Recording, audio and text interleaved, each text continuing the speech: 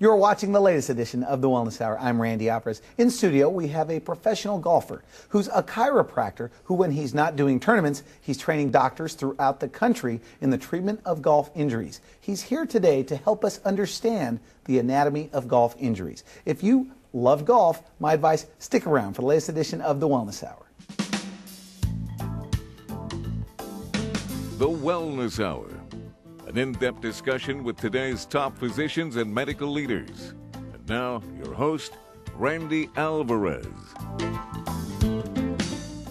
You're watching the latest edition of the Wellness Hour. I'm Randy Alvarez. My first guest is Dr. Jeff Blanchard. Dr. Blanchard is the founder of Blanchard Academy of Golf. He was the former commissioner of the State Board of Chiropractic Examiners. Dr. Blanchard also founded and was the medical director of Southern California Golf Center for Manipulation Under Anesthesia and Pain Management. He has been a professional golfer since 1998 and has a career low of 62. Dr. Blanchard speaks nationally on the subject of golf injuries. He is here today to help us understand the anatomy of golf injuries. Now, tell me about your background and training involved and specialized training with golf injuries.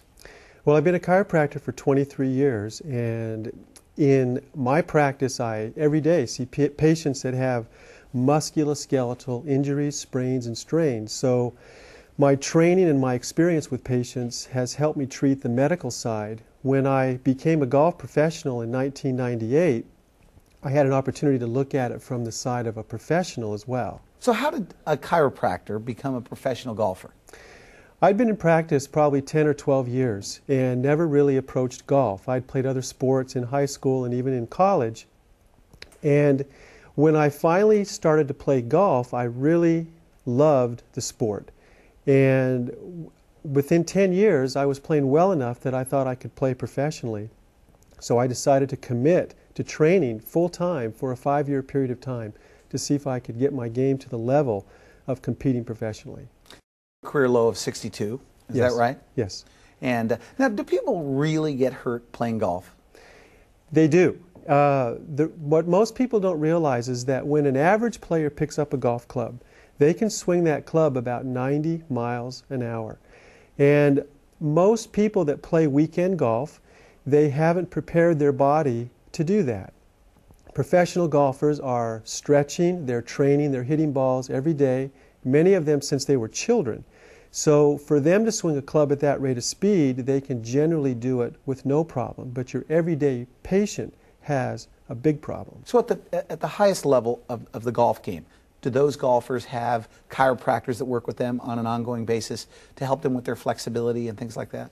They definitely do. In fact, because of the nature of the sport, professional golfers travel from city to city, and many of the touring pros have chiropractors located throughout the country to help them when they're in their city for a tournament.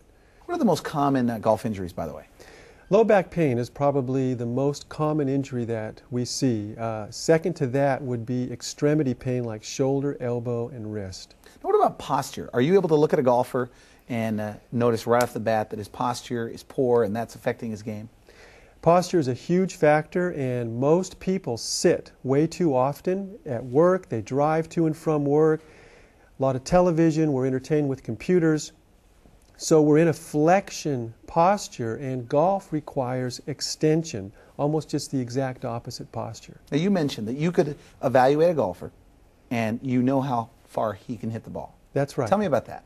Well, when you take without seeing him hit the ball, you can do this. Yes.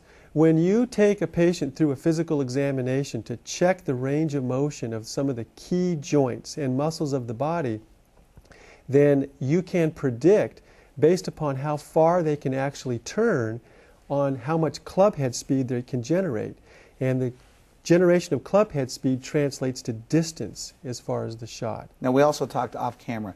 You said with simple tips, you can add 25, 30 yards to anybody's ball. Is that correct? If they're willing to do the work, they've got to do the stretching, they've got to work on their posture within a month? And flexibility.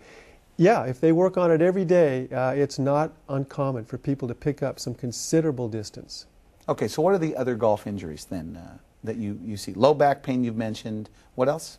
The extremity pain like the shoulder, the elbow, and the wrist. These are probably the most common areas that we see. And how is this happening, by the way? It's happening because when people go to play golf, They don't warm up to play in general. People just show up. They either start hitting balls at the range, or when they go out to play golf, they show up to the first tee just in time, tee it up, and away they go. We don't recognize golf as being an athletic event.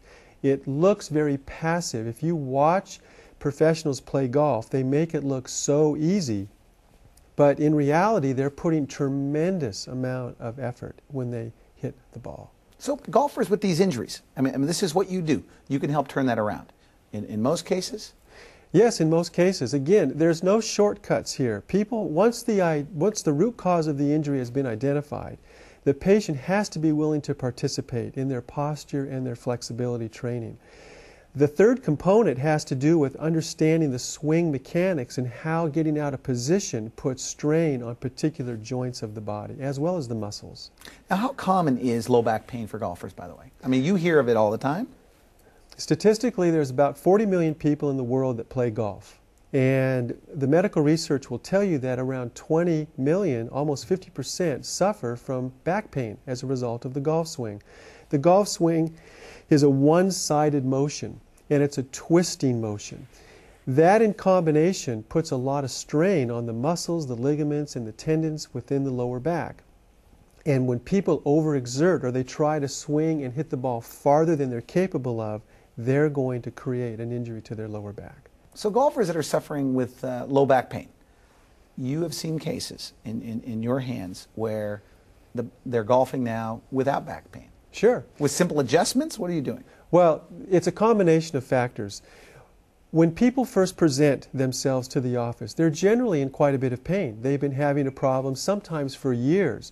They play golf and they either hurt while they're playing or they have so much soreness and stiffness the next day or two that they begin to question if they even want to continue to play golf. So the first thing we have to do is to put out the fire of the pain. And there's techniques that we use to just address the inflammation and the soreness.